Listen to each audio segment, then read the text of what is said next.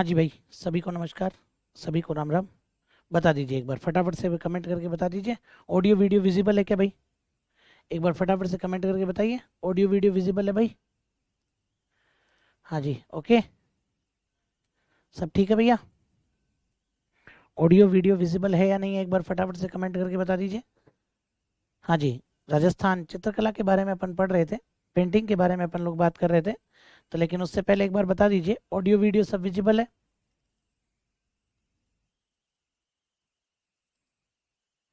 हाँ जी भाई, सब विजिबल है भाई? बिल्कुल बिल्कुल, गुड इवनिंग गुड इवनिंग। बस चलिए तो शुरुआत करते हैं अपन यहाँ पर। चलिए, तो अपन चित्रकला के बारे में बात कर रहे थे ना भाई, तो चित्रकला के बारे में अपन जो बात कर रहे थे उसके अंदर आप लोग देखिएगा भाई, ठीक है ना। कल अपन ने कुछ बातें चित्रकला को लेकर के पढ़ ली थी भैया, जैसे अपन ने लास्ट में एक पूरा डायग्राम बनाया था, वहां पर काफी बातें मैंने आपको बता दी थी। अब आप लोग देखिएगा यहाँ पर, हम यहाँ पर बात करते हैं कि हमारे जो राजस्थान की कला है उसको हम लोग क्या कह रहे हैं भैया। तो हमारे राजस्थान की जो कला है उसको हम लोग कहते हैं राजस्थानी चित्रकला। जरूर ध्यान देना आप लोग इधर, हमारे जो राजस्थान की जो कला है उसको हम लोग कहते हैं राजस्थानी चित्रकला। आई बात समझ में? अब ये जो राजस्थानी चित्रकला हम लोग कह रहे हैं, इसका नामकरण, भाई ये नाम कैसे पड़ा था आपका इसका, ये चीज अपने को ध्यान रखनी है कि जो राजस्थान की चित्रकला है जिसको हम लोग कह रहे हैं राजस्थानी चित्रकला, इसका नाम कैसे पड़ा, ये वाला पॉइंट आपको थोड़ा सा ध्यान रखना पड़ेगा कि राजस्थानी चित्रकला का नाम और आपके कैसे पड़ा। तो उसी के ऊपर अपन यहाँ पर डिस्कस करेंगे भाई थोड़ा सा। तो सभी का ध्यान इधर होना चाहिए भैया, सभी का ध्यान एक बार इधर। राजस्थानी लैंग्वेज नहीं करवाओगे क्या? क्यों नहीं करवाएंगे, सब करवाएंगे। चित्रकला के बाद में वही लेंगे अपन, है ना। हाँ जी, तो देखो आप लोग, राजस्थानी चित्रकला का नामकरण, कि इसका नाम आपके कैसे पड़ा वो अपने को थोड़ा सा ध्यान देना है भाई, सभी का ध्यान इधर होना चाहिए भाई। देखो, इसके बारे में अलग अलग विद्वानों ने अपने अलग अलग मत रखे हैं। जैसे अगर मैं यहाँ पर बात करता हूँ आपके, तो एक आपके आ जाएगा आनंद कुमार स्वामी। अलग अलग विद्वानों ने अपने अलग अलग मत रखे हैं, जिनमें एक नाम आता है आपके आनंद कुमार स्वामी। इधर ध्यान देना आप लोग अच्छे से, आनंद कुमार स्वामी का नाम यहाँ पर आ जाता है। आनंद कुमार स्वामी के बाद में दूसरे नंबर पर जो नाम आता है वो आपके आ जाता है W.H. ब्राउन। W.H. ब्राउन का नाम यहाँ पर आता है। W.H. ब्राउन के नाम पर के बाद में एक नाम यहाँ पर आता है जो है आपके H.C. मेहता। तो H.C. मेहता का नाम भी आपके यहाँ पर आ जाता है। H.C. मेहता के नाम के बाद में एक नाम आता है आपके जदुनाथ सरकार, ठीक है ना। जदुनाथ सरकार का नाम भी आपके यहाँ पर आता है। और जदुनाथ सरकार के बाद में अगर मैं बात करता हूं, तो एक नाम आपके यहाँ पर आ जाता है, वो है आपके राय कृष्ण दास, ठीक है ना। राय कृष्ण दास का नाम भी आपके यहाँ पर आ जाता है भैया। तो ये चीज अपन थोड़ा सा ध्यान रख लें यहाँ पर, ठीक है ना। एक एक पॉइंट के बारे में ध्यान से समझ लेना। हाँ सर, प्लीज मैप से पढ़ाओ पर लिखवा सही से दो, नोट्स बनाने में दिक्कत होती है, ठीक है ना। हमारे नोट्स में मैप नहीं बना सकते, इसलिए कौन कहता है कि मैप नहीं बना सकते भाई, ठीक है ना। मैप नहीं बना सकते भाई, जिसको राजस्थान बनाना है वो यूं बना ले भैया, और जिसको इंडिया बनाना है वो थोड़ा सा इसको इस तरह की फॉर्म दे दे भाई। बना सकते हैं बनाने वाले, जरूरी थोड़ी है कि सेम टू सेम आप लोग बनवाओ भैया, है ना, ये ध्यान रखना। चलिए, तो देखो इन 5 नामों के ऊपर अपन बात करते हैं। सबसे पहले अगर मैं आनंद कुमार स्वामी की तरफ चलता हूं, आनंद कुमार स्वामी ने एक पुस्तक लिखी, और आनंद कुमार स्वामी की जो पुस्तक का नाम है वो इन्होंने लिखी 1916। आनंद कुमार स्वामी ने जो पुस्तक लिखी वो कब लिखी? 1916 में लिखी थी भैया, ठीक है ना।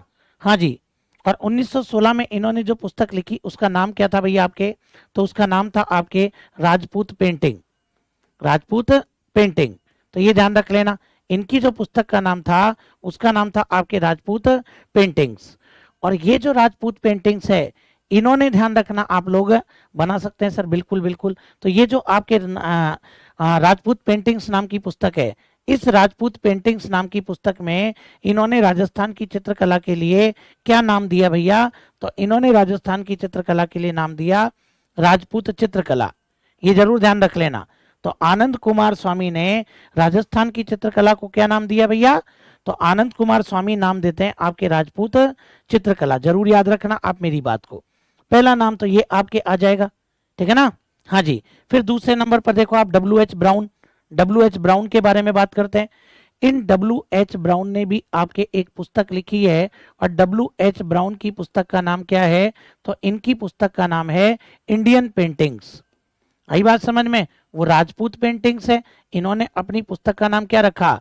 इन्होंने अपनी पुस्तक का नाम रखा इंडियन पेंटिंग्स। जरूर याद रखना आप लोग अच्छे से। तो इनकी पुस्तक का नाम इंडियन पेंटिंग है, और इस इंडियन पेंटिंग में इन्होंने कहा कि राजपूत चित्रकला नाम मत दो भैया, राजपूत चित्रकला नाम मत दो। इन्होंने कहा कि भाई आप राजपूत कला नाम दे दो, क्योंकि इसके अंदर सारी कला आ जाएंगी। मूर्ति कला भी आ जाएगी, हस्तकला भी आ जाएगी, लोक कला भी आ जाएगी, चित्रकला भी आ जाएगी, स्थापत्य कला भी आ जाएगी। तो इसको आप लोग क्या नाम दे दो? राजपूत कला नाम दो। तो यही मैं आपको समझाना चाह रहा हूं कि राजपूत चित्रकला नाम देने वाला तो कौन? आनंद कुमार स्वामी। राजपूत कला नाम देने वाला कौन? W.H. ब्राउन। कौन क्या क्या नाम दे रहा है वो मैं आपको यहां पर बता रहा हूं। फिर इसके बाद में H.C. मेहता। अब H.C. मेहता ने क्या किया? H.C. मेहता ने कहा कि पुस्तक तो भैया हमारी भी है, हमने भी एक पुस्तक लिखी है, लेकिन हमने अलग से पुस्तक नहीं लिखी, हमने इसी पुस्तक का अध्ययन किया है, हमने इसी पुस्तक का अध्ययन किया है। तो इसका नाम क्या हो जाएगा आपके? तो ये ध्यान रखना, स्टडीज इन राजपूत पेंटिंग्स। मतलब स्टडीज मतलब कि अध्ययन किया, और किसका अध्ययन किया? स्टडीज इन राजपूत पेंटिंग, वो सॉरी राजपूत नहीं, इंडियन पेंटिंग, ठीक है ना? ये थोड़ा ध्यान रख लेना, स्टडीज इन इंडियन पेंटिंग्स। तो इन्होंने आपके इंडियन पेंटिंग्स नाम की जो पुस्तक है उसका अध्ययन किया, तो पुस्तक का नाम तो यही हो जाएगा। और इस पुस्तक के अंदर इनसे पूछा कि आप क्या नाम देने वाले हैं भैया?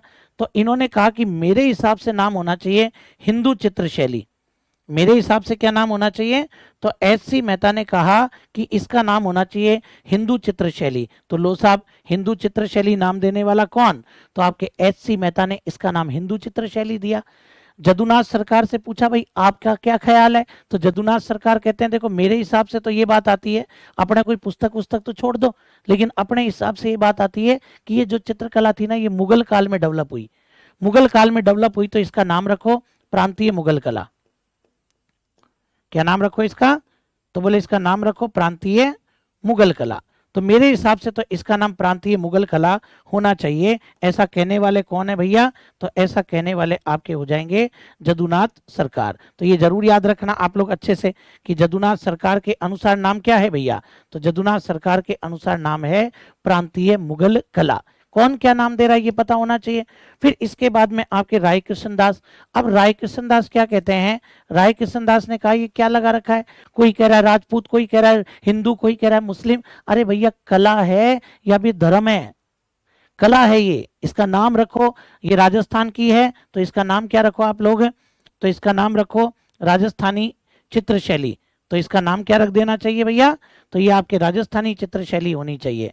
राजस्थानी चित्रकला कह दो चाहे राजस्थानी चित्र शैली कह दो। ये नाम आपके किसने दिया था? तो ये नाम देने वाले थे आपके राय कृष्ण दास। और इन्हीं के मत को हमने क्या माना? सर्वाधिक उपयुक्त मत मान लिया। इन्हीं के मत को हमने क्या माना भैया? सर्वाधिक उपयुक्त मत माना है। जरूर याद रखना आप लोग, ये जो मत अपन ने माना है ये आपके सर्वाधिक उपयुक्त मत माना है। बोले ये बात बिल्कुल सही कही है भैया इन्होंने, तो अपन ने इनके मत को सर्वाधिक उपयुक्त मत मान लिया भैया। समझ गए मेरी बात को? यहाँ पर अच्छे से ध्यान रख लेना आप लोग। सबसे ज्यादा उपयुक्त मत इन्हीं का माना गया है। इधर आपके आनंद कुमार स्वामी, तो सबके नाम ध्यान रखना आप लोग। आनंद कुमार स्वामी क्या कहते हैं? आनंद कुमार स्वामी ने कहा कि मेरे हिसाब से राजपूत चित्रकला दो शैलियों से मिलकर बनी है। एक तो हिमाचल प्रदेश वाली पहाड़ी शैली, एक तो हिमाचल प्रदेश वाली कौन सी शैली? पहाड़ी शैली, और एक आपके राजस्थान वाली, तो ये राजस्थानी शैली। इन दोनों को मिलाकर के और आपके क्या बनती है भैया? इन दोनों को मिलाकर आपके राजपूत चित्र शैली बनती है भैया। इन दोनों को मिलाकर के राजपूत चित्रकला नाम दे दो। बोले साहब इसको आई बात समझ में? तो पहाड़ी शैली और राजस्थानी शैली मिलकर के आपके राजपूत चित्रकला बनती है। ऐसा कौन कहता है? आनंद कुमार स्वामी कहता है। जरूर याद रख लेना आप लोग अच्छे से, ठीक है ना? और इन्हीं आनंद कुमार स्वामी की बात का समर्थन ये भी देख लो आप लोग। ये जो आनंद कुमार स्वामी हैं, इन आनंद कुमार स्वामी की बात का समर्थन ध्यान रख लेना कौन करता है, तो राजपूत चित्रकला जो नाम है इसका समर्थन कौन करता है, दो आदमी इसका समर्थन करते हैं। एक तो ओसी गांगुली, ध्यान रखना, एक तो ओसी गांगुली ने भी इसको राजपूत चित्रकला कहा, और एक आपके हेवेल, इन दोनों ने ही इसको क्या नाम दिया, इन दोनों ने ही इसको राजपूत चित्रकला नाम दिया है। समझ गए मेरी बात, ओसी गांगुली और हेवेल ये दोनों आपके राजपूत चित्रकला नाम देते हैं। समझ गए मेरी बात को, ये ध्यान रखना। चलिए एक छोटी सी बात यहाँ पर और निकल करके आती है अपनी, वो भी मैं आपको बता देता हूँ। राजपूत चित्रकला नामकरण के साथ ही एक बात आप लोग अच्छे से समझना जो यहाँ पर मैं आपको बताने जा रहा हूँ, ठीक है ना। एक बहुत इंपॉर्टेंट क्वेश्चन यहाँ पर बनेगा, तो देखिएगा आप लोग। अगर अपने से पूछता है, ध्यान से सुनना आप लोग, अगर अपने से पूछता है, थोड़ा सा मैं वैसे लिख देता हूं, अगर अपने से यहां पर पूछता है तो ये ध्यान रख लेना आप लोग अच्छे से, इधर सुनिएगा आप लोग, कि जो अपनी राजस्थानी चित्रकला है ना, इसका आंसर भी आप ही दोगे, मैं नहीं दूंगा। ये जो हमारी राजस्थानी चित्रकला है, इस राजस्थानी चित्रकला का, इस राजस्थानी चित्रकला का सर्वप्रथम वैज्ञानिक अध्ययन एवं विभाजन, सर्वप्रथम, बहुत अच्छा क्वेश्चन बनता है कि राजस्थानी चित्रकला का सर्वप्रथम वैज्ञानिक अध्ययन एवं विभाजन करने वाले कौन थे। ध्यान रखना, सर्वप्रथम वैज्ञानिक अध्ययन एवं विभाजन करने वाले कौन थे, जरूर याद रखना आप लोग। सर्वप्रथम वैज्ञानिक अध्ययन एवं विभाजन प्रस्तुत करने वाले आपके कौन हो जाएंगे, आप खुद ही आंसर दीजिए। सामने ही दिख रहा है मेरे को, तो साफ साफ क्लियर दिख रहा है, ये ध्यान रखना। बताइए, देखें आपके हिसाब से आंसर क्या होना चाहिए। भाई मेरे हिसाब से तो आंसर होना चाहिए आनंद कुमार स्वामी। ध्यान रखना आप लोग, यही याद रखना है। और आनंद कुमार स्वामी ने कौन सी पुस्तक में विभाजन प्रस्तुत किया था, वही राजपूत पेंटिंग्स, ठीक है ना। ये ध्यान रखना आप लोग अच्छे से, समझ गए मेरी बात को। चलिए साहब, तो ये अपने, और ये बात आपकी कंप्लीट हो जाती है, तो ये चीज ध्यान रखना, राजस्थानी चित्रकला का सर्वप्रथम वैज्ञानिक अध्ययन एवं विभाजन प्रस्तुत करने वाले आनंद कुमार स्वामी, जो आप यहाँ पर देख ही रहे हैं, साफ साफ पता चल रहा है मुझे तो यहाँ पर।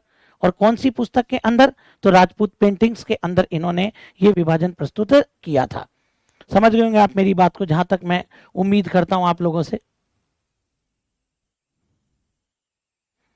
ठीक है ना। समझ में आ गई होगी आप लोगों को बात। चलिए साहब, तो ये भी चीज अपने को पता होनी चाहिए, ठीक है। तो ये मैंने आपको विभाजन वाला, ये मैंने आपको नामकरण बता दिया, तो ये नामकरण अच्छे से आप लोग क्लियर कर लीजिए भैया। हाँ जी, अब नामकरण के बाद में आगे बढ़ते हैं। तो नामकरण के बाद में अब विभाजन पर भी आ जाते हैं। अभी अभी मैंने कहा कि हमारे राजस्थान की चित्रकला को हम लोग क्या कहते हैं, राजस्थानी चित्र शैली।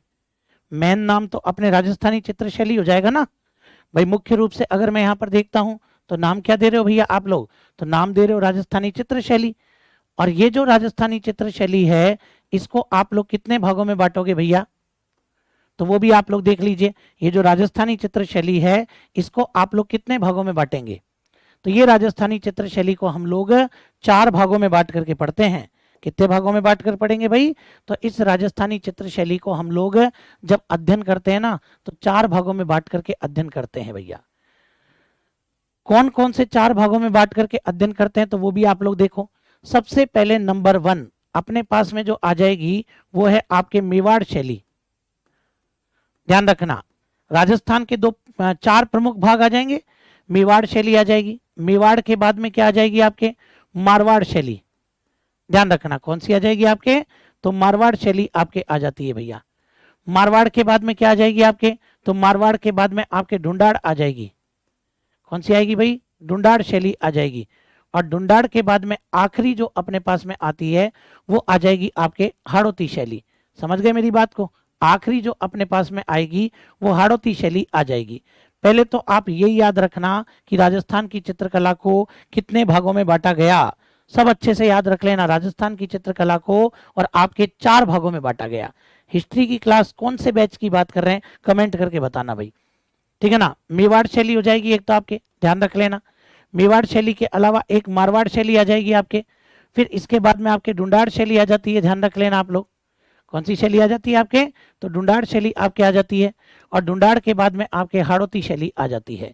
तो ऐसे करके अपन ने इसको टोटल 4 भागों में बांट दिया। अब इन 4 में भी आपको डिवाइडेशन करना पड़ेगा। ये तो मेन है 4, मेवाड़, मारवाड़, ढूंढाड़ और हाड़ौती, ध्यान रखना। अब इसके अंदर आप लोग मेवाड़ के अंदर बात करते हैं, तो देखो आप लोग अच्छे से इधर समझ लेना भाई मेरी एक एक बात को।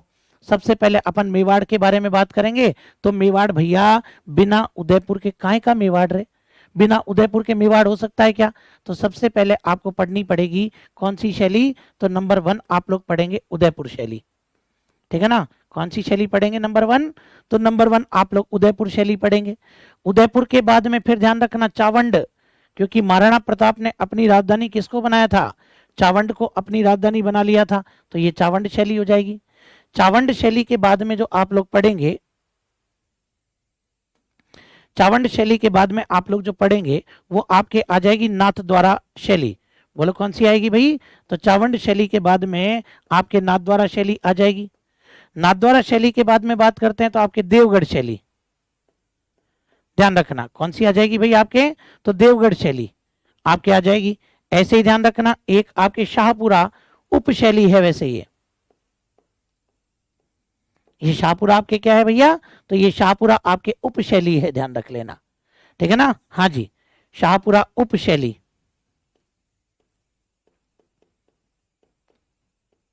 और एक आपके आ जाएगी सावर उप शैली, सावर उप शैली। तो ये ध्यान रखना आप लोग, तो ये अपने को पता होना चाहिए भैया। ये सबसे मिलाकर आपके मेवाड़ शैली बनती है, ठीक है ना। तक्षशिला बैच आप चौहान वंश करा रहे थे, चौहान तो कंप्लीट हो गया था ना सर जी। आरएस फाउंडेशन में हमारी हिस्ट्री बाकी है सर जी।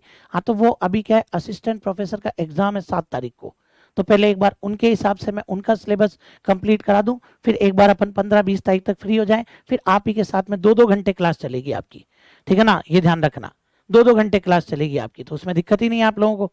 समझ गए मेरी बात को? तो ये ध्यान रखना, ठीक है। चलिए साहब, तब अपन हिस्ट्री की क्लास 2-2 घंटे लेंगे, इसलिए मैंने थोड़ा सा एक बार भाई ठीक है अपना। तो ये अपने मेवाड़ शैली हो जाती है। फिर मारवाड़ में देखो आप लोग भैया, बिना जोधपुर के काहे का मारवाड़? तो सबसे पहले आपके जो आ जाएगी वो आपके आ जाएगी जोधपुर शैली। फिर आपको पता होना चाहिए जोधपुर तो राव जोधा ने बसाया था ना। फिर राव जोधा के पुत्र बीका, राव जोधा से नाराज होकर अलग चले गए, उन्होंने बीकानेर बसा दिया। तो जोधपुर से अलग क्या हो जाएगा आपके? बीकानेर। तो ये लो साहब आपके बीकानेर शैली आ जाएगी। जोधपुर से अलग होकर के आपके कौन सी शैली आ गई? तो जोधपुर से अलग होकर आपके बीकानेर शैली आ जाएगी। फिर मोटा राजा उदय सिंह के पुत्र किशन सिंह वो और अलग चले गए, तो आपकी शैली डेवलप हुई कौन सी? किशनगढ़ शैली। ध्यान रख लेना कौन सी शैली डेवलप हुई आपके? तो आपके किशनगढ़ शैली डेवलप हो जाएगी,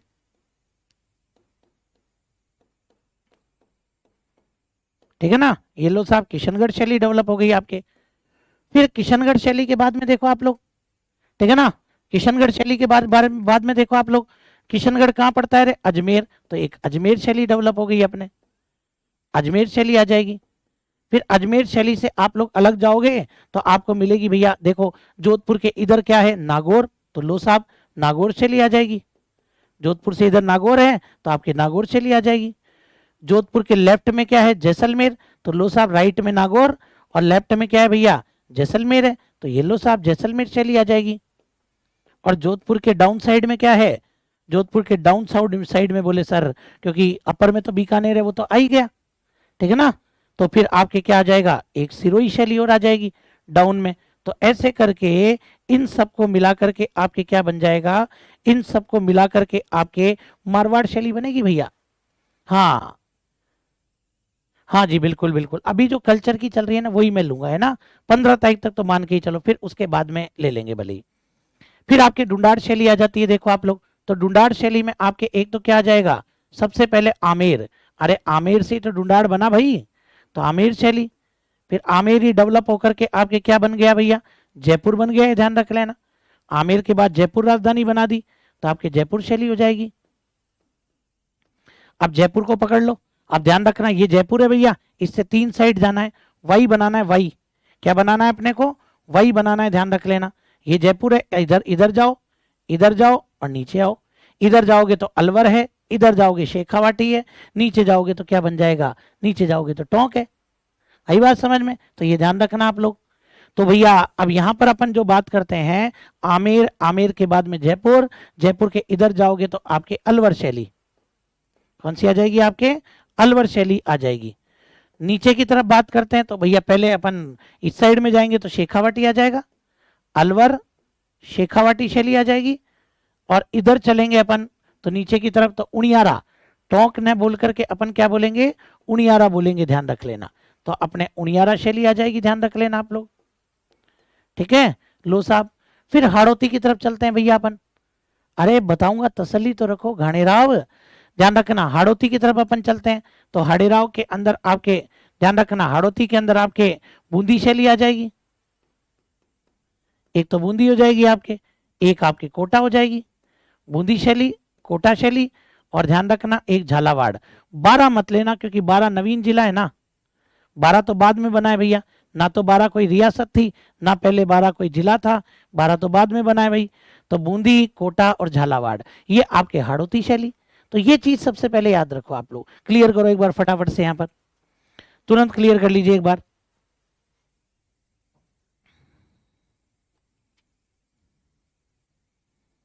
हाँ जी भाई,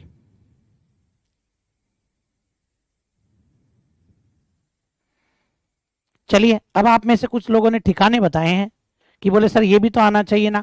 हाँ तो बिल्कुल मैं लिख तो देता हूँ सर। हाँ जी, हाँ बिल्कुल, जालोर के चौहान खत्म हो गए वहां कानड़ देव पर जाकर के। तो मैंने आपको ये चीजें बताई यहाँ पर। अब इधर देखो आप लोग अच्छे से,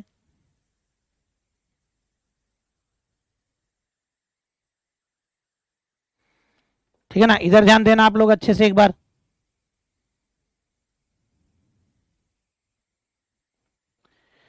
अब इसी के अंदर मैं आपके ठिकाने ऐड कर देता हूं, थोड़ा नीचे की तरफ मैं लिख देता हूं, ये ध्यान रखना आप अच्छे से। यहाँ पर आपके ठिकाने आ जाएंगे, एक तो कि कौन कौन से ठिकाने आपके मेवाड़ के अंदर हैं। वो शैली का पार्ट नहीं है, वो ठिकाने हैं आपके, कि किन किन ठिकानों में ये शैली आपके डेवलप हुई है, वो ये बताना चाह रहा है। आई बात समझ में? कि कौन कौन से आपके ठिकाने हैं जिनके अंदर आपके ये शैली डेवलप हुई है, यहाँ पर वो बताना चाह रहा है। तो वो ठिकाने याद रखना आप लोग, ठीक है ना। फिर आ जाते हैं अपन इधर, कौन कौन से ठिकानों के बारे में बात करेगा भैया। तो देखो आप लोग अच्छे से, अगर मैं बात करता हूं आपके मेवाड़ में, तो मेवाड़ के अंदर जरूर ध्यान रख लेना आप लोग, जो ठिकाने आते हैं, एक तो बनेड़ा ठिकाना आता है आपके, ठीक है ना। कौन सा आ जाएगा आपके? एक तो बनेड़ा नाम का ठिकाना आ जाएगा। बनेड़ा के अलावा एक आपके बागोर ठिकाना आ जाएगा, ठीक है ना, बागोर आ जाएगा। बागोर के अलावा एक आपके बेगू ठिकाना आ जाएगा, और बेगू के अलावा एक आपके आ जाता है इसके अंदर केलवा। तो ये ध्यान रखना, ये ठिकानों के नाम है भैया। आई बात समझ में? ये आपके क्या हो जाएंगे? ठिकाने। इन ठिकानों में भी आपके ये शैली डेवलप हुई है। ये बोले तो कौन सी शैली?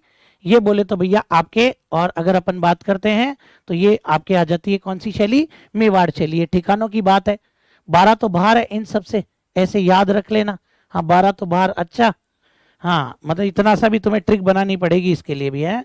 फिर देखो जोधपुर में कौन कौन से ठिकाने आ जाते हैं? घाणेराव, रिया, भिनाय और जूनिया। जो अभी आप घाणेराव कर रहे थे, जैन धर्म के मंदिर है यहाँ पर, जोरदार स्थान है। घाणेराव, रिया, ठीक है ना, एक आपके जूनिया और भिनाय, भिनाय आ जाएगा,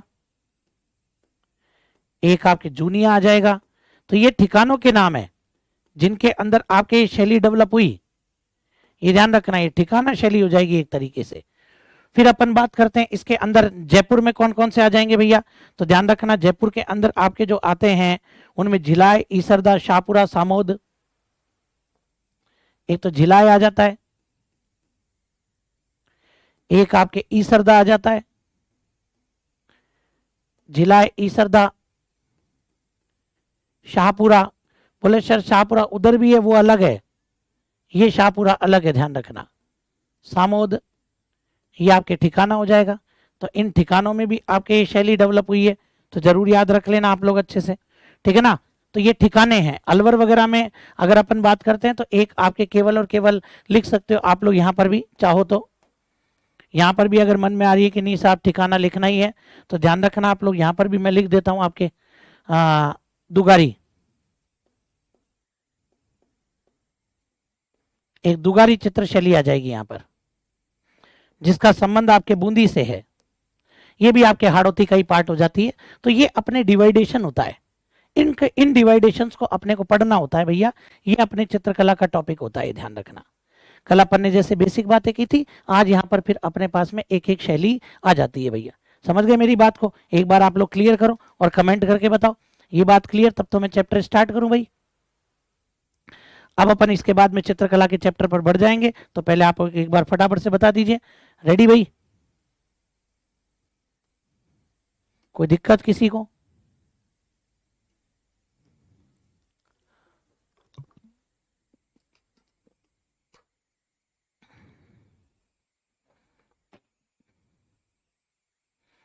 हाँ जी।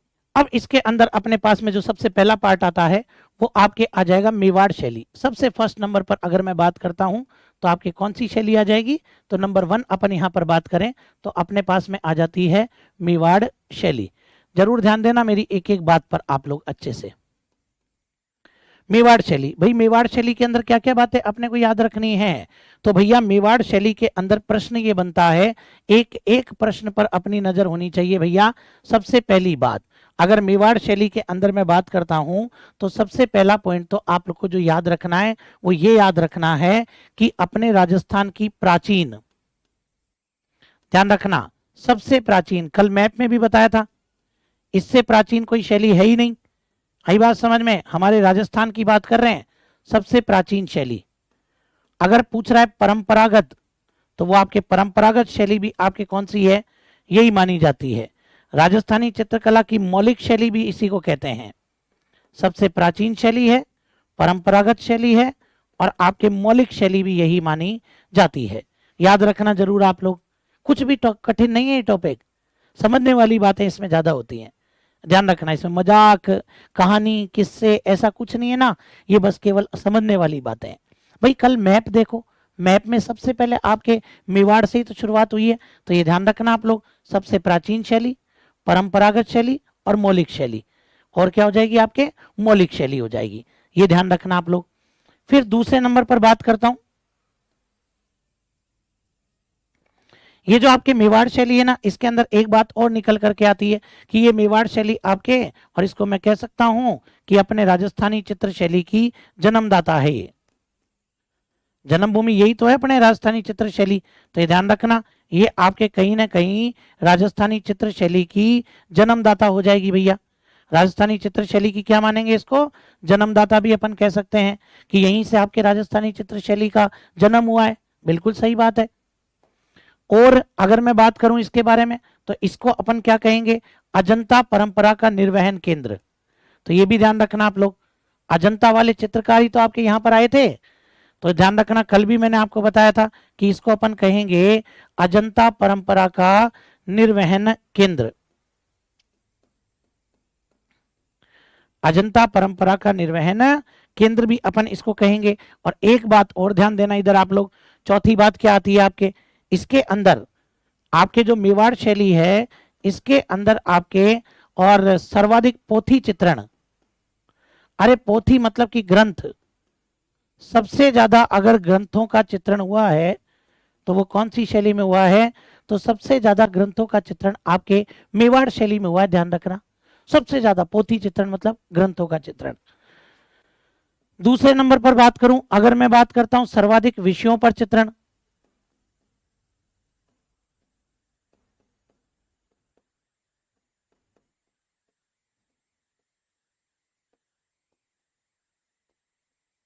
अगर बात करता हूं सर्वाधिक विषयों पर चित्रण, तो ये ध्यान रखना सर्वाधिक विषयों पर चित्रण भी आपके यहीं पर हुआ है। आई बात समझ में? सर्वाधिक विषयों पर चित्रण भी आपके इसी शैली के अंदर हुआ है। फिर सुनो, सबसे ज्यादा विषय मतलब, अरे हिस्ट्री, ज्योग्राफी, पॉलिटी, इकोनॉमिक्स की बात नहीं है, विषय होते हैं श्रृंगार, वीरता, ध्यान रखना, प्रेम, वात्सल्य, मातृभक्ति, पितृभक्ति, ये आपके विषय होते हैं। इन विषयों पर अगर सबसे ज्यादा चित्र बने हैं तो वो आपके मेवाड़ शैली में बने हैं। लेकिन ध्यान रखना, अगर मैं यहां पर बात करूं कि इन सब में प्रमुख विषय कौन सा है भैया, ये भाई आप कह रहे हो सबसे ज्यादा चित्र बने, तो इनमें प्रमुख विषय कौन सा है जिसके ऊपर सबसे ज्यादा चित्र बने हैं? तो प्रमुख विषय हो जाएगा आपके कृष्ण भक्ति। जरूर याद रखना आप लोग, कौन सा हो जाएगा भैया? तो प्रमुख विषय आपके कृष्ण भक्ति हो जाएगा। तो यही चीज अपने को यहाँ पर याद रखनी है। अभी मैंने मेवाड़ शैली की कुछ बातें आपको यहाँ पर बताई हैं भैया, समझ गए मेरी बात को? चलिए क्लियर करो इसको भी आप लोग। ये मेवाड़ शैली की कुछ बातें मैंने आपको बताई और मेवाड़ शैली के अंदर अब अपन आगे बढ़ते हैं तो आपके आ जाएगी उदयपुर शैली। सबसे पहले इसके अंदर अपने पास में जो आती है वो कौन सी शैली आ जाएगी भैया? उदयपुर शैली। किसी को अगर उदयपुर शैली याद रखना हो ना तो मेरा तरीका अपना लेना, कभी जीवन में भूलोगे नहीं। असली लड़ाई यहीं पर तो है, असली लड़ाई यहीं पर है पूरी की पूरी। उदयपुर शैली देखो आप लोग, यहाँ पर उदयपुर शैली के बारे में बात कर रहा है तो मैंने क्या कहा? मेरा तरीका अपना लेना, कभी गलती नहीं करोगे। बोले सर क्या तरीका है? ये डिसाइड कर लो कि उदयपुर शैली में किन किन राजाओं के बारे में बात करोगे आप लोग। सबसे पहले तो ये डिसाइड कर लो भैया, टोटल जो आप बात करोगे ना वो आप बात करोगे कितने राजाओं के बारे में? 7 राजाओं के बारे में आप लोग बात करोगे। पूरे 7 राजा आपको इसके अंदर ध्यान रखने हैं। तो सबसे पहले तो ये डिसाइड कर लो कि कौन कौन से राजा अपने को ध्यान रखने हैं। आई बात समझ में? तो लो साहब अभी बात कर लेते हैं अपन। उदयपुर शैली के अंदर सबसे पहले नंबर 1, शुरुआत में नंबर 1 ध्यान रखना, शुरुआत करना रावल तेज सिंह कि उदयपुर के अंदर एक राजा जिनका नाम क्या था? रावल तेज सिंह। यहीं से शुरुआत कर देना भैया। रावल तेज सिंह के बाद में देखो आप लोग, रावल तेज सिंह के बाद में नंबर 2, ठीक है ना? रावल तेज सिंह के बाद में महाराणा मोकल। किसके बारे में बात करोगे? रावल तेज सिंह के बाद में बात करोगे आप लोग महाराणा मोकल के बारे में बात करोगे। महाराणा मोकल के बाद में नंबर 3, ये नंबर 2 हो गया। नंबर 3 किसके बारे में बात करोगे? तो नंबर 3 पर आप लोग बात करोगे महाराणा कुंभा। महाराणा कुंभा के टाइम की बात करेंगे भैया। जैसे ही महाराणा कुंभा कंप्लीट हो जाता है नंबर 4, नंबर 4 पर अपन बात करेंगे भैया आपके महाराणा उदय सिंह। 7 राजा अपने दिमाग में सेट कर लो, कभी गलती नहीं करोगे। और अगर ये 7 दिमाग में सेट नहीं है तो बार बार गलती करोगे, तो बार बार गलती करोगे, पहले ही बता रहा हूं तुम्हें। महाराणा उदय सिंह, महाराणा उदय सिंह के बाद में आपके नंबर 5 महाराणा प्रताप वगैरह मत लेना, वो चावंड में जाएंगे, ध्यान रखना। नंबर 5 पर आपके आ जाएंगे महाराणा जगत सिंह फर्स्ट, महाराणा जगत सिंह फर्स्ट, ये ध्यान रखना आप लोग, महाराणा जगत सिंह फर्स्ट। फिर इसके बाद में बात करेंगे अपन यहाँ पर नेक्स्ट जो अपने पास में आते हैं वो है महाराणा जयसिंह। महाराणा जयसिंह के बारे में बात करेंगे। और महाराणा जयसिंह के बाद में अगर अपन बात करते हैं तो अपन बात करेंगे महाराणा संग्राम सिंह सेकंड। ये महाराणा सांगा नहीं है, ये महाराणा सांगा नहीं है, ध्यान रखना, ये महाराणा संग्राम सिंह सेकंड है। महाराणा सांगा तो फर्स्ट थे जिनको बेचारों को फुर्सत ही नहीं मिली थी युद्ध लड़ने से ही, युद्ध लड़ने से ही फुर्सत नहीं मिली थी, ये ध्यान रखना उनको। तो अब इन सब के बारे में आपको याद रखना है भैया, ये जो मैंने यहां पर बताया इन सब के बारे में आपको यहां पर याद रखना है। कौन से राजा के काल में क्या विशेष बात अपने को देखने को मिलती है भाई, कौन से राजा के टाइम पर क्या बात आती है। तो देखो एक एक के बारे में मैं बता देता हूं, ध्यान से इधर देखना आप लोग। सबसे पहले रावल तेज सिंह, रावल तेज सिंह के काल में भैया 1260 ईस्वी में, 1260 ईस्वी के अंदर, और एक कमल चंद्र था, ठीक है ना, 1260 ईस्वी के अंदर, और वो भी आपके कहां पर? आहड़ में। कहां पर? आहड़ के अंदर। आहड़ पड़ता है उदयपुर में, और आहड़ उदयपुर के अंदर। और एक चित्रकार था जिसका नाम था कमल चंद्र, जरूर याद रखना आप लोग, किसके द्वारा? कमल चंद्र के द्वारा, ठीक है ना। और ये जो कमल चंद्र है इसके द्वारा एक ग्रंथ का चित्रण किया गया, और कमल चंद्र द्वारा जो चित्रित ग्रंथ है उसका नाम क्या है भैया? तो इसके द्वारा जो चित्रित ग्रंथ है उसका नाम जरूर याद रखना, पेपर के लिए वेरी वेरी इंपॉर्टेंट, श्रावक प्रतिक्रमण सूत्र चूर्णी, जिसके बारे में कल किसी ने एक ने कमेंट भी किया था, तो वही मैं आपको यहां पर बता रहा हूं कि नाम क्या हो जाएगा आपके? श्रावक प्रतिक्रमण सूत्र चूर्णी, ठीक है ना, जरूर याद रखना, श्रावक प्रतिक्रमण सूत्र चूर्णी, ये इन्होंने आपके चित्रण किया था। ठीक है, आपके समझ में आ गई बात। यहाँ पर जरूर याद रखना कब की बात है, 1260 की बात है। किसके द्वारा? पहली बात तो कहां पर? आहड़ में। जरूर याद रख लेना, कहां पर? आहड़ में। किसके द्वारा? कमल चंद्र द्वारा। कौन से ग्रंथ का चित्रण किया गया? श्रावक प्रतिक्रमण सूत्र चूर्णी। और ये जो श्रावक प्रतिक्रमण सूत्र चूर्णी है, यही तो आपके मेवाड़ शैली का प्रथम चित्रित ग्रंथ है। पूरे मेवाड़ के अंदर ही बता रहा हूं, मेवाड़ शैली का प्रथम चित्रित ग्रंथ आपके यही हो जाएगा। समझ गए कि मेवाड़ शैली का अगर अपने से पूछ रहा है कि प्रथम चित्रित ग्रंथ कौन सा है, तो मेवाड़ शैली का प्रथम चित्रित ग्रंथ आपके यही माना जाएगा। पक्के से याद कर लेना भैया। किसके टाइम की बात करी मैंने? यहाँ पर तेज सिंह के टाइम की बात करी है, ये भी याद रखना। तेज सिंह का काम इतना ही था बस, कि रावल तेज सिंह जी आपके टाइम पर 1260 में आहड़ में कमल चंद्र ने श्रावक प्रतिक्रमण सूत्र चूर्णी का चित्रण किया, जो कि आपके मेवाड़ शैली का पहला चित्रित ग्रंथ है। ठीक है। फिर मोकल ने कहा, बोले सर मेरे टाइम पर क्या विशेष बात है? तो मोकल को भी बता देते हैं भैया, आपके टाइम पर क्या विशेष बात है। बोले मोकल जी आपके टाइम की भी सुन लो। आपके टाइम पर 1423 में, ध्यान रखना 1423 में, और आपके टाइम पर दिलवाड़ा में, आपकी जगह बदल गई बोले साहब, दिलवाड़ा में। दिलवाड़ा भी उदयपुर में पड़ता है, दिलवाड़ा नहीं है, दिलवाड़ा है, ध्यान रखना। बोले दिलवाड़ा में किसके द्वारा? बोले आपके टाइम पर हीरानंद था। तो आपके टाइम पर कौन हो जाएगा? हीरानंद द्वारा। सुन लेना अच्छे से। और हीरानंद द्वारा कौन से ग्रंथ का चित्रण किया गया? तो बताओ साहब, हीरानंद द्वारा चित्रित ग्रंथ कौन सा? जिसका चित्रण आपके हीरानंद ने किया, वो आपके कौन सा ग्रंथ था? तो देखो आप लोग यहां पर, तो इनके ग्रंथ का नाम था सुपासनाह चरियम। सुपासनाह चरियम, जरूर याद रखना आप लोग। सुपासना चरियम नाम के ग्रंथ का चित्रण किया गया था भैया। आई बात समझ में? ये याद रखना भाई। मोकल के टाइम पर, वो तेज सिंह के टाइम पर तो श्रावक प्रतिक्रमण सूत्र चूर्णी, और मोकल के टाइम पर सुपासना चरियम। समझ गए मेरी बात को? जरूर याद रख लेना। जिसको नहीं पता वो तो 100% ही भैया इन चीजों को याद रखना भैया अच्छे से ही।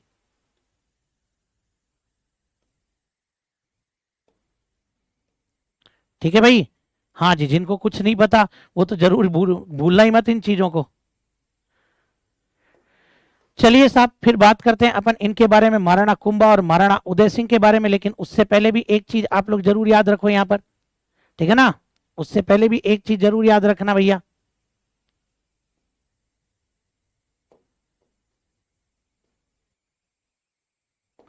चलिए तो देखो आप लोग, ऐसे ही इनके टाइम पर ही, महाराणा मोकल के टाइम पर ही 1426 के अंदर, ध्यान रखना आप लोग, 1426 में, और एक चित्रकार था जिसका नाम था धनसार। ठीक है ना? धनसार नाम का एक चित्रकार था, और इस धनसार ने किसका चित्रण किया? कल्पसूत्र का चित्रण किया। किस्मत खराब होगी तो ही पूछेगा, नहीं तो नहीं पूछेगा। ये ग्रंथ ही तो याद करने होते हैं, किसने किसके टाइम पर क्या किया। तो इसने धनसार ने कल्पसूत्र का चित्रण किया। तो ये आपके किसके टाइम की बात हो गई? मोकल के टाइम की बात हो गई। अब आगे बढ़ते हैं भैया। महाराणा कुंभा, पहली बात तो महाराणा कुंभा जी को हम लोग क्या बोलते हैं? बोले कुंभा जी आपको कहते हैं राजस्थान में चित्रकला का जनक। ठीक है ना? आपको कहा जाता है राजस्थानी चित्रकला का जनक। पहली बात तो आपको राजस्थानी चित्रकला का जनक कहते हैं। और आपके काल की सबसे खास बात क्या है कुंभा जी? कि आपके टाइम पर मेवाड़ ले लो चाहे राजस्थानी ले लो, मेवाड़ ले लो चाहे आपके राजस्थानी ले लो, तो ये जो आपके मेवाड़ या राजस्थानी शैली है, इस मेवाड़ या राजस्थानी शैली का स्वतंत्र विकास प्रारंभ हुआ। मेवाड़ या राजस्थानी शैली का स्वतंत्र विकास प्रारंभ हुआ। जरूर याद रखना आप ये वाली बात, कि मेवाड़ या राजस्थानी शैली का स्वतंत्र विकास आपके टाइम पर प्रारंभ हुआ। आई बात समझ में? हाँ। बोले सर किस्मत खराब है, तब तो पूछेगा पक्का ही है। और महाराणा कुंभा जो है ना, इनके गुरु का नाम क्या था भाई? ये भी याद रखना, इनके गुरु का नाम है हीरानंद। वही हीरानंद जो आपके यहां पर नाम आ रहा है। फिर इनके टाइम पर भी एक चित्रकार था, और कुंभा के टाइम पर जो चित्रकार था, उस चित्रकार का नाम क्या था भैया? कुंभा के टाइम पर जो चित्रकार था उसका नाम था बीकम चंद्र। ठीक है ना? ये भी किस्मत खराब होने पे पूछता है, बीकम चंद्र। और इस बीकम चंद्र ने क्या किया? इसने एक ग्रंथ का चित्रण किया, इसने ऋषिकाष्टक का चित्रण किया। आई बात समझ में? किसका चित्रण किया इसने? तो इसने आपके रसी काष्ठक का चित्रण किया। और रसी काष्ठक में पता है क्या है? रसी काष्ठक में अपने 6 ऋतुओं का चित्रण है। 6 ऋतुओं का चित्रण, अपने 6 ऋतु होती है ना, वो रसी काष्ठक है आपके। तो 6 ऋतुओं का चित्रण किया इसने, बिक्रम चंद्र ने। तो ये कुंभा के टाइम की बात याद रखना।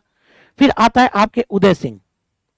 बोले उदय सिंह जी के टाइम पर कोई बात बताओ सर। बिल्कुल, उदय सिंह जी के टाइम पर कोई बड़ी बात नहीं है। उदय सिंह जी के टाइम पर एक चित्रकार थे और उन चित्रकार का नाम था आपके क्या? नानाराम। उदय सिंह जी के टाइम पर चित्रकार थे नानाराम। राजस्थान बोर्ड की किताब में दे रखा है, पूछ सकता है भैया। और ये जो नानाराम है, इन्होंने किसका चित्र बनाया? तो ये ध्यान रखना, इन्होंने आपके भागवत पुराण, अपन भागवत पुराण पढ़ते हैं ना, अपन तो खैर क्या ही पढ़ते हैं रे, हाँ, भागवत पुराण के अंदर एक भाग आता है पारिजात अवतरण, ठीक है ना, पारिजात अवतरण।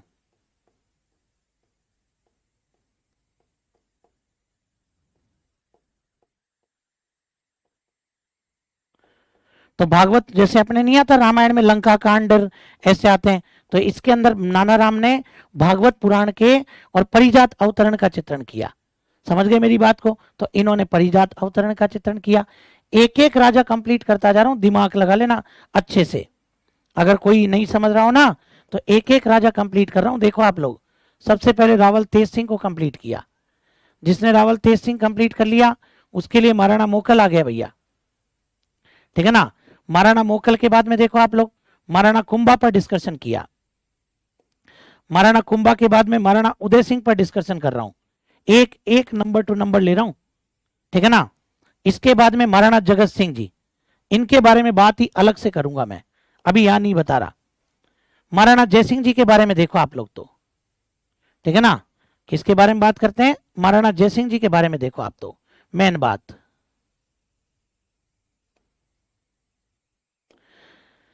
महाराणा जयसिंह जी के टाइम की खास बात यह है कि इनके टाइम पर आपके, और यूं कहते हैं कि सर्वाधिक, सबसे ज्यादा, अगर सबसे ज्यादा लघु चित्र बने, तो ये ध्यान रखना, छोटे छोटे चित्र सबसे ज्यादा लघु चित्र बने तो वो किसके काल में बने हैं भैया? महाराणा जयसिंह के टाइम पर। और कोई बात याद नहीं रखनी, सबसे ज्यादा अगर लघु चित्रण हुआ है ना, छोटे छोटे चित्र बने हैं, तो वो किसके टाइम पर बने हैं? याद रख लेना अच्छे से, आपके जगत सिंह जी के टाइम पर, ठीक है। फिर देखो आप लोग इधर,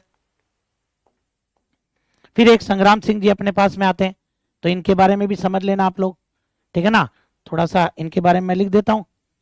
ये नंबर 6 है अपने पास में, नंबर 6, और ये नंबर 7। नंबर 7 पर कौन आ जाएंगे? तो नंबर 7 पर मैंने आपको बताया कि नंबर 7 पर आते हैं आपके महाराणा संग्राम सिंह सेकंड, महाराणा संग्राम सिंह सेकंड। तो देखो आप लोग, महाराणा संग्राम सिंह सेकंड के बारे में क्या क्या बातें आती है। तो इनके काल में सबसे बड़ी बात जो संग्राम सिंह सेकंड जी की आती है, वो क्या आती है वो समझो आप लोग। इन संग्राम सिंह के काल में आपके एक चित्रकार था, और उस चित्रकार का नाम था नूरुद्दीन। नाम याद रखना भैया आप लोग, नूरुद्दीन आपके एक चित्रकार था। और ये जो आपके नूरुद्दीन है, इसने 2 चित्र बनाए। एक तो ध्यान रखना, इसने किस किस का चित्र बनाया? एक तो इसने कलीला दमना का चित्र बनाया। अभी बताऊंगा कलीला दमना क्या होता है, लेकिन अभी ये ध्यान रखना कि इन्होंने कलीला दमना का चित्रण किया। एक तो इन्होंने कलीला दमना का चित्रण किया, ठीक है ना। और दूसरा इन्होंने अकबर के नवरत्नों में था मुल्ला दो प्याजा। आप जब भारतीय इतिहास पढ़ते हैं तो वहां पर आपको मिलता है मुल्ला दो प्याजा, 2 प्याज नहीं है, 2 प्याजा है। मुल्ला दो प्याजा ने एक किताब लिखी थी, मुल्ला दो प्याजा के लतीफे, हंसी मजाक है ना, और उस लतीफे का इन्होंने चित्रण किया। ये भी एक ग्रंथ का नाम है, तो इसका इन्होंने चित्रण किया। तो ये आप लोग अच्छे से ध्यान रखना। और कलीला दमना का चित्रण किया, वो तो याद रखना ही रखना है भैया, ठीक है। तो ये मैंने आपको सब राजाओं के बारे में बताया, जगत सिंह जी को छोड़ करके। जगत सिंह जी को छोड़ करके बाकी जितने भी राजा थे ना, उन सब के बारे में मैंने आपको यहाँ पर बता दिया भैया। अब आपको लिखना कैसे है, आप चाहो तो इनको अलग अलग लिख लेना, आप चाहो तो ऐसे डायग्राम बनाकर भी लिख सकते हो। सर जगत सिंह जी के बारे में भी बताई दो फिर, तो देखो आप लोग, अब जगत सिंह जी के बारे में भी सुन लो। पहली बात, ये जो जगत सिंह जी हैं, इन्होंने आपके उदयपुर में, पहली बात तो ध्यान रखना, इन्होंने आपके उदयपुर में और किसका निर्माण करवाया, तो इन्होंने आपके उदयपुर में चितेरों की ओवरी, जरूर ध्यान रखना क्या होता है, मतलब चितेरों का चित्र बनाने का स्थान, उसको बोलते हैं चितेरों की ओवरी, जिसको हम लोग बोलते हैं तस्वीरारो कारखानों। ठीक है, तस्वीरारो कारखानों, जरूर ध्यान रख लेना आप लोग, वेरी वेरी इंपॉर्टेंट, कि इन्होंने चितेरों की ओवरी मतलब तस्वीरारो कारखानों का निर्माण करवाया। सबसे पहली बात तो यही ध्यान रखना, ठीक है ना। तो भैया उदयपुर में चितेरों की ओवरी मतलब कि तस्वीरारो कारखानों का निर्माण किसने करवाया था, जगत सिंह फर्स्ट। अलग से स्थानीय बना दिया चित्रकारों के लिए, और जब चित्रकारों के लिए अलग से स्थानीय बना दिया ना, तो ध्यान रखना चित्रकार वहां पर आकर के चित्र बनाने लगे, तो बहुत से चित्र बने। मतलब मैं ये कह सकता हूं कि चित्रकारों को राजकीय संरक्षण अगर किसी ने प्रदान किया, ठीक है ना, चित्रकारों को अगर राजकीय संरक्षण अगर किसी ने प्रदान किया तो वो जगत सिंह जी थे। इसीलिए तो जगत सिंह जी के काल को क्या कहते हैं, देखो आप लोग, इसीलिए जगत सिंह जी के काल को और मेवाड़ चित्र शैली या उदयपुर शैली, ध्यान रखना आप लोग, मेवाड़ शैली का स्वर्ण काल कहते हैं भैया।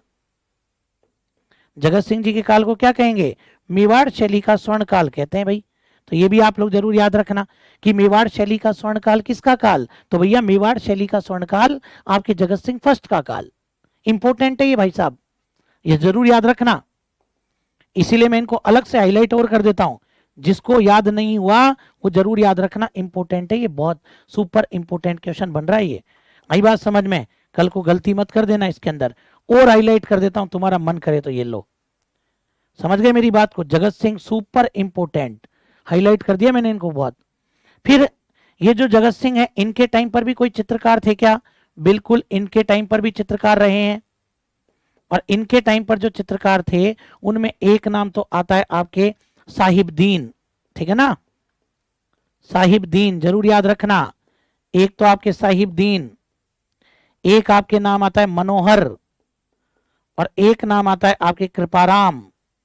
मनोहर, साहिबदीन और कृपाराम, ये तीनों किसके टाइम पर थे, जगत सिंह फर्स्ट के टाइम पर थे, ठीक है ना। तो ये चीज भी आप लोग जरूर ध्यान रख लेना, साहिबदीन, मनोहर और कृपाराम, कम से कम अपन जगत सिंह जी की ये बातें भी याद करें ना तो अपना बहुत काम हो जाता है, समझ गए यहाँ पर। चलिए साहब, ठीक है, एक बार क्लियर करो अच्छे से आप लोग इसको, फटाफट सातों राजाओं के बारे में ध्यान से देख लेना आप लोग।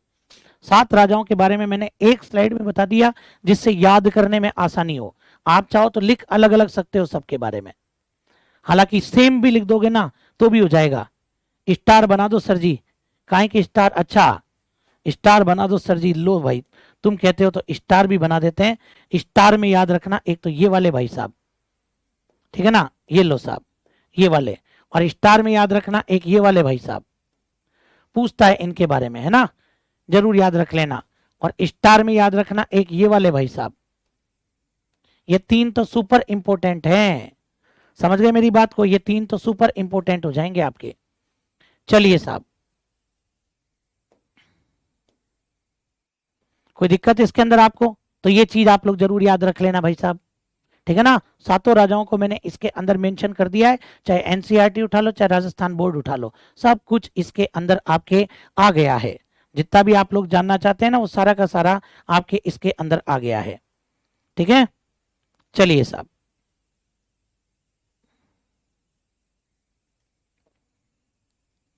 आगे बढ़ते हैं। इसके बाद में देखो आप लोग, इसके बाद में आगे बढ़ते हैं तो अपने पास में और क्या क्या बातें आएंगी वो आप लोग देखना एक बार।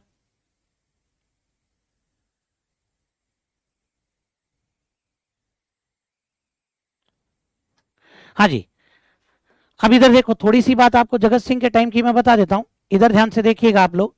ये जगत सिंह फर्स्ट की जो बातें वहां बच गई हैं वो यहां पर मैं लिख रहा हूं भैया, जगत सिंह फर्स्ट। ये जो जगत सिंह फर्स्ट है, मैंने कहा इनके टाइम पर चित्रकार, इधर देखना आप लोग, इनके टाइम पर मैंने कहा चित्रकार, कि इनके टाइम पर चित्रकार कौन कौन है, तो इनके टाइम पर जो चित्रकार हैं उसमें एक नाम तो साहिबदीन, यही तो मैंने कहा आपको, साहिबदीन। एक नाम आता है मनोहर, और एक नाम आता है कृपाराम। साहिबदीन, मनोहर और कृपाराम, ठीक है ना। हाँ जी, बिल्कुल सुपर इंपोर्टेंट स्लाइड है वो, ये ध्यान रखना आप लोग। 7 बजे वर्ल्ड ज्योग्राफी की क्लास है, अभी बस थोड़ी देर में खत्म कर देता हूं, ठीक है ना, थोड़ी सी देर बस। ये जो साहिबदीन है ना, इसने किसके चित्र बनाए, तो ये भी ध्यान रखना, इस साहिबदीन ने महाराणाओं के व्यक्तिगत चित्र बनाए। ये जो साहिबदीन है, इसने महाराणाओं के व्यक्तिगत चित्र बनाए। जरूर याद रखना आप लोग कि महाराणाओं के व्यक्तिगत चित्र बनाने वाला कौन, तो साहिबदीन। अगर मैं पूछूं जगत सिंह फर्स्ट का चित्र किसने बनाया, तो वो भी तो महाराणा ही है, तो उनका चित्र भी साहिबदीन ही बनाएगा, ठीक है ना। एक तो ये याद रखना। इसी साहिबदीन ने किसका चित्र बनाया, रागमाला का चित्र बनाया।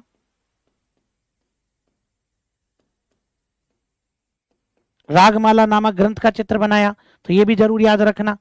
अगर उदयपुर शैली में पूछ रहा है तो बता रहा हूं, रागमाला का चित्र साहिबदीन बनाएगा, नहीं तो मैं मेरी बात को काटूंगा बाद में, वो मैं आपको बताऊंगा कि मैं कैसे आपको इसके अंदर एक चीज यहां पर बताऊंगा।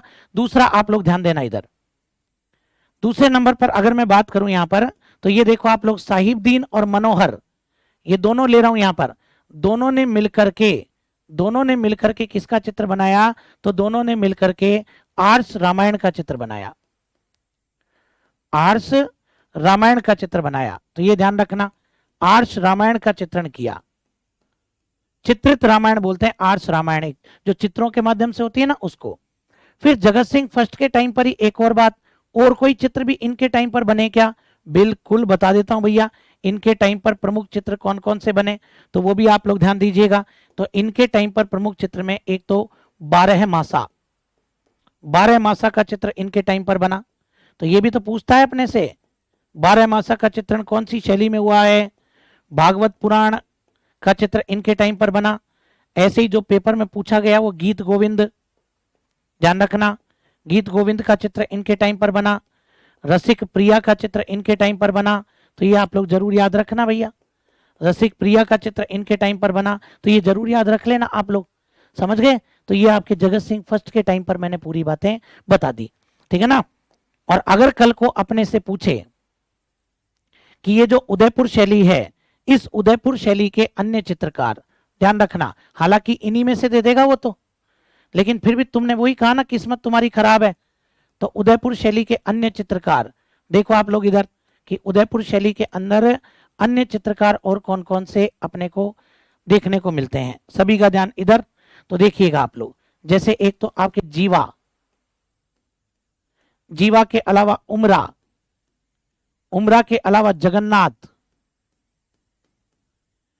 जगन्नाथ के अलावा एक गंगासार, गंगासार के अलावा भैरूराम, ठीक है ना, ये याद रखना आप लोग, ठीक है। तो ये जरूर याद रख लेना आप लोग, ठीक है। हाँ जी, चलिए साहब, तो ये आपने को याद रखना है भाई इसके अंदर। तो भाई आपके जीवा, उमरा, जगन्नाथ, गंगासार और भैरूराम, बाकी तो चित्रकार आ ही गए लगभग लगभग, इनमें से कोई मिल जाता है, अपना काम खत्म। लो साहब, अब आपकी वर्ल्ड ज्योग्राफी क्लास है, तो आप उसके लिए पधारें। तो आज आज मैं इतनी बात करूंगा, कल फिर मुलाकात करेंगे अपन, तब तक के लिए आप सभी को बहुत बहुत धन्यवाद। जय हिंद, जय भारत।